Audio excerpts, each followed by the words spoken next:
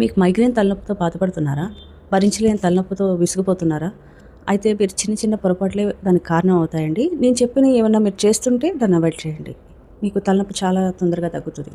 మీరు ఎక్కువ ఆయిల్ పెట్టడం, ఈ ఆయిల్ కాదని ఆయిల్, ఆయిల్ కాదని ఈ ఆయిల్, హెయిర్ లాస్ అవుతున్నామని చెప్పేసి ఎక్కువ ఆయిల్స్ అప్లై చేయడం, తర్వాత ఏ టైం పడితే ఆ టైం లేకుండా తలస్నానం చేసుకోవడం, తలస్నానం చేసిన తల ఆరకుండానే మీరు జడలు వేయడం, ఇదంతా చేయకండి.